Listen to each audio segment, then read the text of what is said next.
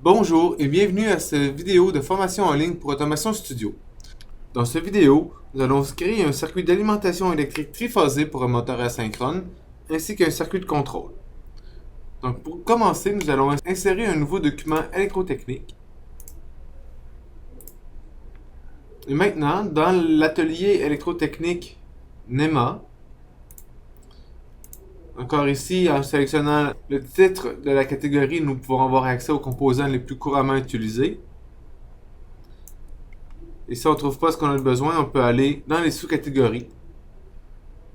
Donc, pour commencer, dans le schéma de puissance, nous allons aller chercher une source de tension triphasée,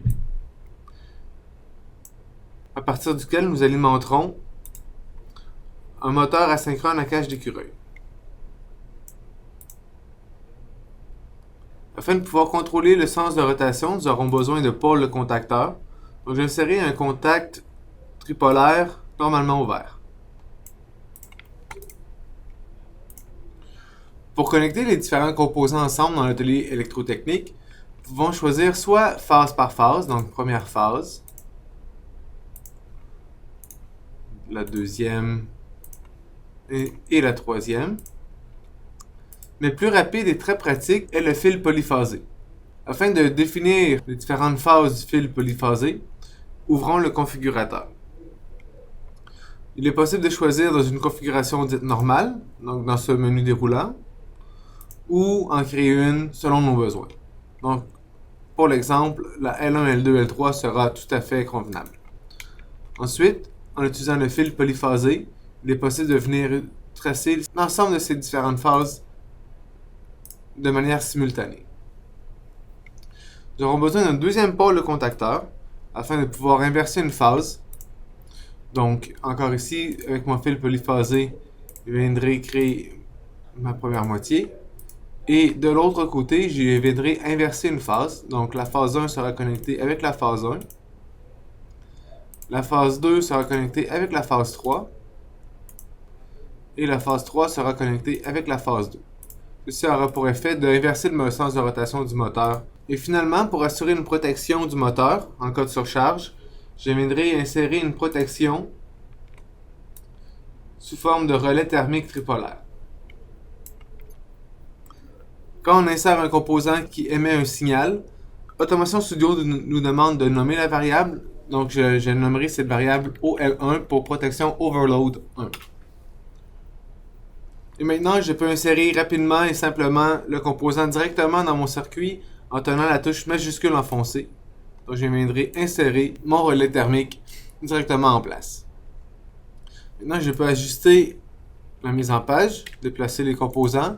Et en utilisant l'option aussi aligner les satellites des fils, il est possible d'aligner l'ensemble des numérotations des fils afin d'avoir un circuit très propre.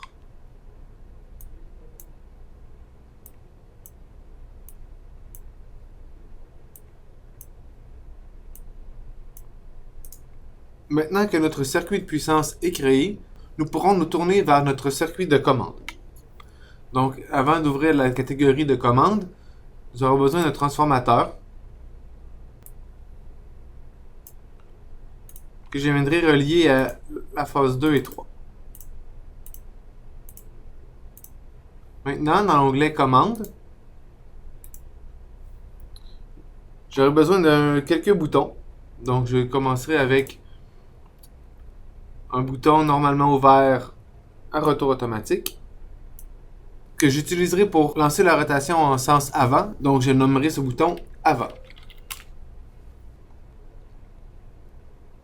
J'aurai également besoin d'un contacteur. Le contacteur émet un signal, donc je l'appellerai R1 pour relais 1. Et maintenant, sous l'onglet contact de relais et autres, j'insérerai un contact normalement ouvert que je viendrai lier à mon R1, donc à mon premier relais, afin de garder le contact une fois celui-ci enclenché. Lors de retour dans l'onglet Accueil, je peux choisir maintenant un fil de commande pour commencer à connecter mes composants ensemble.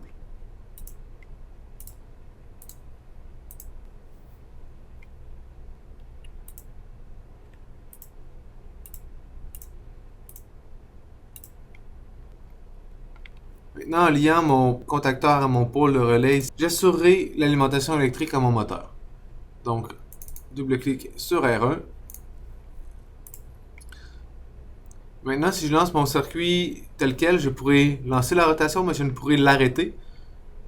Donc, en insérant un bouton normalement fermé,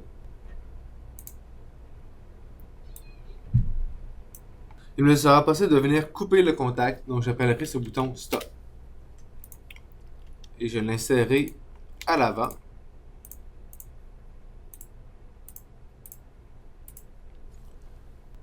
Maintenant, j'aurai besoin d'un contact normalement fermé afin de couper le contact si mon relais thermique surchauffe. Donc, je viendrai lier à OL1. De manière similaire, je viens l'insérer à la suite.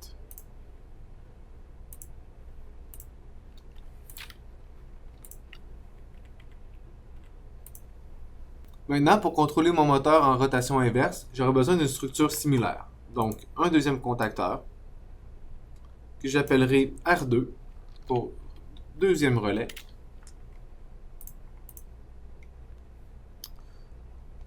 Un autre bouton pressoir normalement ouvert que j'appellerai arrière. Et un autre contact normalement ouvert.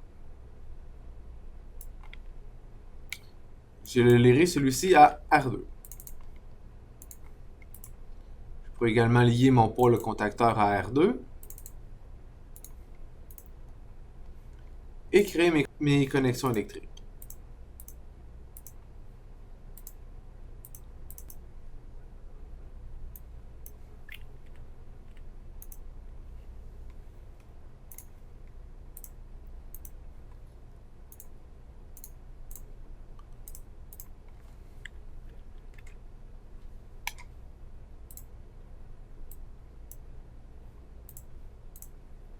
Et maintenant, un seul détail reste à terminer. C'est de s'assurer que les deux bobines ne peuvent pas être connectées en même temps. Donc, avec des contacts normalement fermés, que je viendrai lier à R2 ici pour le débuter.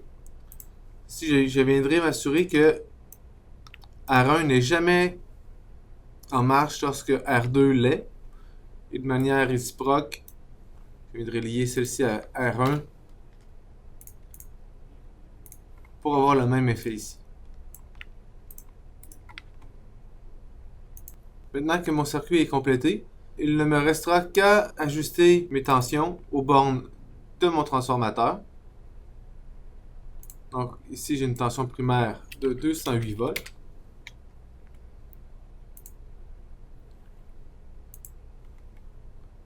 Et lorsque je pèse sur le bouton avant,